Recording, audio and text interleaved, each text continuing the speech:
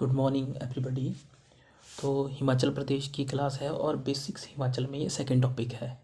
इससे पहले मैंने लैटिट्यूड और लॉन्गिट्यूड पढ़ाया था हिमाचल प्रदेश का। अब नेक्स्ट करेंगे हिमाचल प्रदेश की नदियाँ। तो यहाँ पर आपको दिख ही रहा होगा, जैसे ये हिमाचल प्रदेश के मैप में ये इस तरफ तिब्बत है और तिब्बत में दो झीलें हैं, मानसरोवर और राकस ताल। राकस ताल से जो रिवर निकलती है वो है सतलुज, किन्नौर में एंटर कर गई और फिर आगे जा कर के ऐसे करके यहाँ से बिलासपुर और पंजाब में चली गई। हिमाचल प्रदेश की सबसे लंबी रिवर है ये।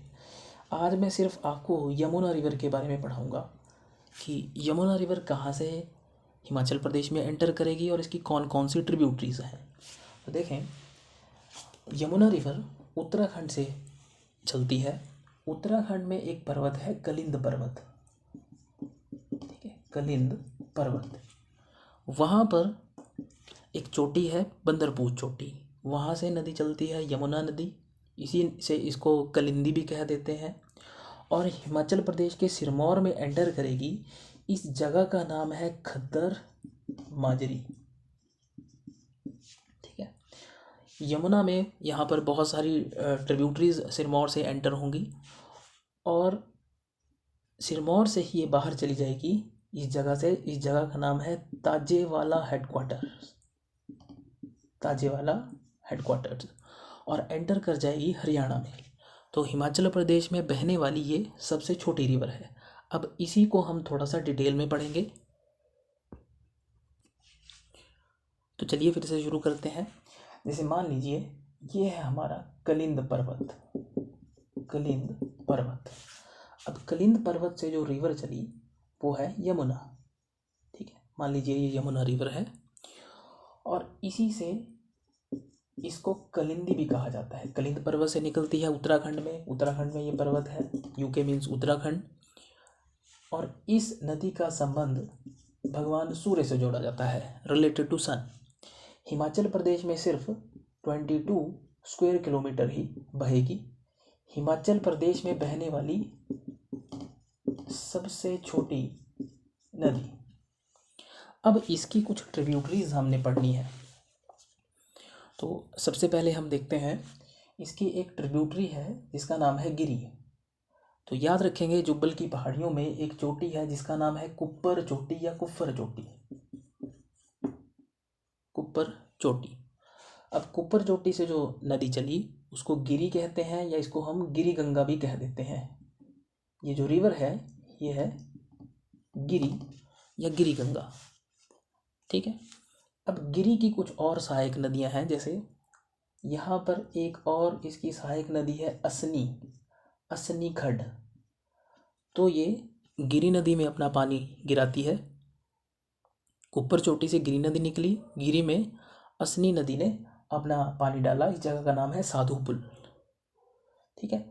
फिर इसी में ही एक और रिवर एंटर हो रही है जिसका नाम है जलाल नदी, जलाल नदी। अब जलाल नदी का पानी लाल है। हिमाचल प्रदेश की कौन सी रिवर है जिसका पानी लाल है? जलाल नदी। तो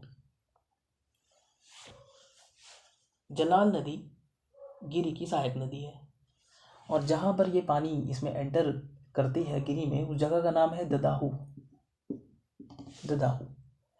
और फिर आगे ये जलाल नदी गिरी में मिली, गिरी आके जा कर के इस जगह पर यमुना में मिल गई, ठीक। अब देखते हैं और इसकी कौन सी सहायक नदियां हैं। एक आप याद रखेंगे, और यमुना की सहायक नदी मार्कंडा नदी। इसके अलावा पाताल नदी, ठीक है। इसके अलावा घग्गर नदी, ये भी इसी की ही सहायक नदी है। घग्गर नदी निकलती है लवासा नामक स्थान से, सिरमौर में ही है लवासा नामक स्थान, ठीक है। अब इसकी दो और सहायक नदियां हैं, वो आपने सुना होगा, टॉन्स और पब्बर। तो सबसे पहले हम देखते हैं पब्बर नदी, ठीक है। पब्बर नदी कहाँ से निकलती है? चांसल चोटी। इसको मैं पहले रब कर देता हूँ थोड़ा सा।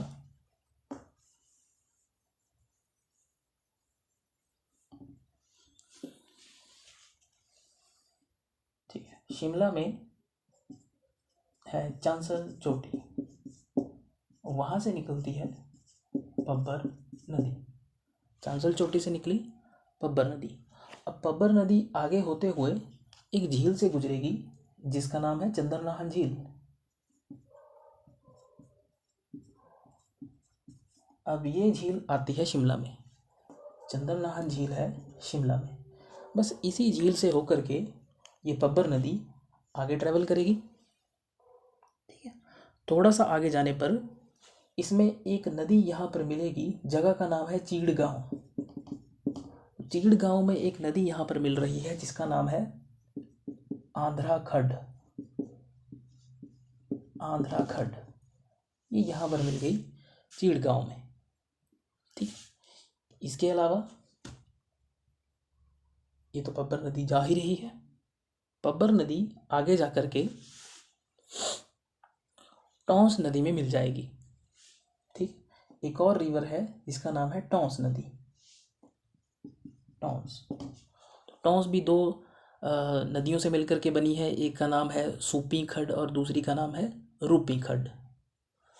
तो टॉन्स में जाकर के पब्बर नदी मिल जाएगी। जिस जगह पर मिलेगी उस जगह का नाम है त्यूणी। त्यूणी नामक स्थान पर, ये यूपी की बाउंड्री पर है, टॉन्स पब्बर में एंटर कर जाएगी। ठीक है, अब इसके बाद ये जो रिवर है हिमाचल प्रदेश की बाउंड्री पर है ना। हिमाचल प्रदेश की बाउंड्री आगे जाकर के उत्तराखंड से लगती है और इधर से जो रिवर आ रही है यमुना, तो टॉन्स और यमुना कलसी नामक स्थान पर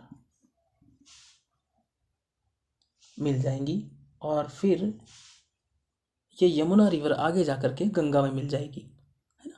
पूरे भारत की जो सबसे लंबी सहायक नदी है किसी भी रिवर सिस्टम की वो यमुना है और आगे जाकर के ये अपना पानी बे ऑफ बंगाल में डाल देंगी। तो इतना सा याद रखें। इसके अलावा पब्बर की एक और सहायक नदी है, ये जो पब्बर नदी है पतसरी। पतसरी रिवर भी पब्बर की सहायक नदी है। तो इतना सा आप याद रखेंगे। इसके अलावा बाटा नदी, ये भी यमुना की सहायक नदी है, बाटा। तो हमने सारी की सारी इम्पोर्टेंट इसकी सहायक रिवर्स पढ़ ली हैं, ये आप याद रख लेंगे। कलिंद पर्वत सिरमौर में एंटर करी, कलिंदी रिवर सिरमौर में एंटर कर गई ताजेवाला हेड खद्दर माजरी से, और हिमाचल प्रदेश से बाहर चली गई है ताजेवाला हेडक्वार्टर से। आगे जो स्टेशन आएगा वो आएगा हरियाणा में। तो बस इतना सा हम पढ़ेंगे। अब नेक्स्ट रिवर के बारे में मैं अगली वीडियो में बताऊंगा। Okay, good bye everybody.